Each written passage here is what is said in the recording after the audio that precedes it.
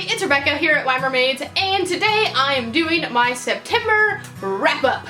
So last month, in August, I read 12 books, I think it was. So September, I read 5. Although 6, because one of them I didn't finish. So I'm going to talk about 6, but I only finished 5. Oops. So not as good, but this month was really busy and stressful, and it was crazy things going on with like back to work and planning my wedding and all that kind of stuff, and so reading just wasn't my top priority. It was a bit of a reading slump. But that being said, I did finish 5 books, which is about average for what I was kind of hitting prior to the summer, so it's not terrible. But my word count is about 1,000 words-ish smaller than other months, but who cares? Reading's not about that anyway, it's about enjoying the story and having a good time and just kind of relaxing. So without further ado, let's get into the books. The first one is I Don't Know What You Know Me From by Judy Greer, and this is the book that I DNF'd. I did not finish it. It's not that I didn't like it, it's just I didn't really care. It's Judy Greer she's a famous like co-star. She's always like the best friend in a lot of the chick flick romance movies. So like 27 Dresses, I think she's one of the best friends characters. And she's really funny and I really like her, and I was like, oh, I'll read her book. But her book wasn't really that funny, and I didn't really care about like her upbringing and her story because I just didn't care. And so I was reading it on my Kindle from the library and I just wasn't captivated, and I didn't want to finish it. When my library loan ended, I didn't rush to finish it, and I said, oh well. So I might finish it one day in the future, but for now, I'm just gonna DNF it. It was probably like a 2-star read for me anyway, so it was okay. It just wasn't my favorite, so I didn't have the time to continue reading it when I had other things to read, because I had started Book Buddy-a-thon, and for that I had to read like books my buddies chose for me, so oh well. Oh, the first book that I actually finished that I read this month was Wolf in White Van by John Darnielle, and I gave this book 5 stars out of 5. It was fantastic. I read this for Book Buddy-a-thon. This book was amazing. I loved it. It was great. It's almost good to not really know much about it going into it, but basically it's about a guy who had a major accident when he was about 18, and you don't know what that is until the very end of the book, so it kind of goes backwards. But it's kind of like how he coped with it by creating a mail-in text-based game, which is really cool, and that's all I'm gonna say, but it's really awesome, and I loved it, so 5 stars. And my only 5-star read of the month. The next book I picked up was The Lives of Locke Lamora by Scott Lynch. I also picked up this one for Book Buddy-a-thon, and I was reading this as a buddy read with Morgan from Little Word Weaver, and this one took me like 2 weeks to get through. This was the majority of my September reading. And to be fair, it is like 700 and something pages. So, you know, I accomplished a lot in finishing this book. But this is the first book in the Gentleman Bastards series, which stars Locke Lamora, and he is basically a thief. A highbrow thief who kind of impersonates characters and runs cons on people, but he's a thief. And it's his story, and it's really intriguing. It's a whole fantasy world.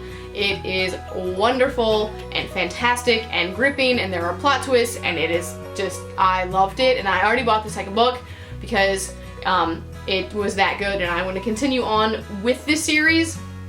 I also believe this is his first book he's ever written, which is wow, it's amazing. It's been compared a lot to The Name of the Wind as well, so if you like that by Patrick Rothfuss, then maybe check out this one. I gave this one 4.5 out of 5 stars just because, I don't know, because I did. After the major reading slump that was The Lives of Locke Lamora, which I really enjoyed reading, it just took me forever to read, I decided to pick up a contemporary because I know that I can usually fly through them, and I picked up Lola and the Boy Next Door from the library by Stephanie Perkins, and so I decided that this one would hopefully get me out of that reading slump, and I think it did because I'm no longer in that hardcore of a reading slump as I was, and this one I flew through it in just a few days. And again, if it's the story of a girl named Lola in San Francisco who is a little bit quirky and she has a boyfriend, but then the boy next door moves back home because he left, and so it's like, who does she love? It's a love triangle. It's a contemporary love triangle, but it's cute. It is part of the trio of books with Anna and the French Kiss and Isla and the Happily Ever After, and so some of those characters are weaving in and out of it. And so I really enjoyed that one. I liked Anna and the French Kiss better, and I like St. Clair better, but Cricket is probably a nicer guy. He's a better guy, and so I enjoyed it. I gave it 3 out of 5 stars because it's not anything fantastic, but I did like it. Next up, I finished The Good Luck of Right Now by Matthew Quick. I started this one on audiobook, and then it was going really slow for me, so I decided to switch over to the physical, or it's not really a physical, kind of physical copy. I got the ebook from the library of it, and so I decided to finish it up from there. So I was kind of going with both a little bit, both from the library, so I hope nobody else wanted to read it because I was kind of, you know, hogging all of the copies of the book at the time. But I decided to switch over because the audiobook, the guy who read it, was just very slow, and it was taking forever to read it. And when I picked up the book, the ebook to read, it took me like 3 hours to finish it, or 2 hours. It was really fast. So I was like, it was a better decision. And I just didn't like the guy. I also didn't really like the characters that much.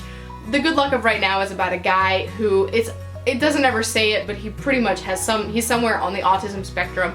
He's got some disabilities going on. And so his mother has just died, and so he's trying to cope with that. And there's a lot of like band of quirky characters that he interacts with, but I never really connected to any of them, and I just wasn't really a big fan. I liked how Matthew Quick does a really great job with writing different kind of characters and characters with mental disabilities and mental health issues, and I really liked that. I really liked Forgive Me Leonard Peacock, and I saw Silver Linings Playbook, which I also really liked, which he wrote, but this one just did not live up to that for me, so I only gave it 2 stars out of 5. And finally, the last book that I read for the month of September is Coraline by Neil Gaiman. Now, if you have been following my channel, you know that I'm doing a Year of Gaiman project, and you might have known that I was supposed to read Coraline in October because it's creepy and it's short, and I was like, oh, it's perfect because I'm getting married in October. I'll read the short book then because I don't have to worry about it and stress. When I made that, I wasn't really thinking about the fact that my wedding is the first week of October. It's the 11th, it's the beginning, and so I would have the 3 weeks after that to read a bigger book, and September would really be the stressful month because it's back to school and then all that planning for the wedding. So I switched, and I was supposed to read Good Omens, but I switched it with Coraline, so I went ahead and read Coraline, and then next month I will be reading Good Omens. So Coraline is about a little girl who she finds a pathway basically to another world within her house, and it's an evil, creepy other world with like an other mother who is like trying to steal her away, and she steals her parents, and so Coraline has to basically rescue her parents, or she's stuck there forever kind of thing. And it's creepy and weird, and it's very Neil Gaiman. If you have read any Neil Gaiman, it's the same writing style, it's the same kind of creepy tones and like magical realism writing, and I really loved it. I love the moral of this book, which is all about bravery and how being brave isn't like going and doing things because you want to be brave, but it's about doing things when you're really scared and knowing that you have to do it and doing it anyway, even though you're really scared. And I think that is really great, and she's a great little role model for girls, and I really liked it, and I gave it 4 out of 5 stars. Just because it's not my favorite Gaiman pick, because that goes to the ocean at the end of the lane and American Gods, but it still is really good, and it's a very good read for October if you're looking for something a little bit creepy. And I did read it in about 2 days or 1 day. It's really fast and short and really good. Well, those are all of the books that I read in the month of September. I'm hoping that October I'm able to, you know, get that number back up a little bit more, but yeah, it happens. We all hit reading slumps, and mine was in September, but I still think I did a pretty good job. Let me know down in the comments below what your favorite book is that you read in September, and if you've read any of these, and what you thought about them. And that's it for me today. I'll see you next time.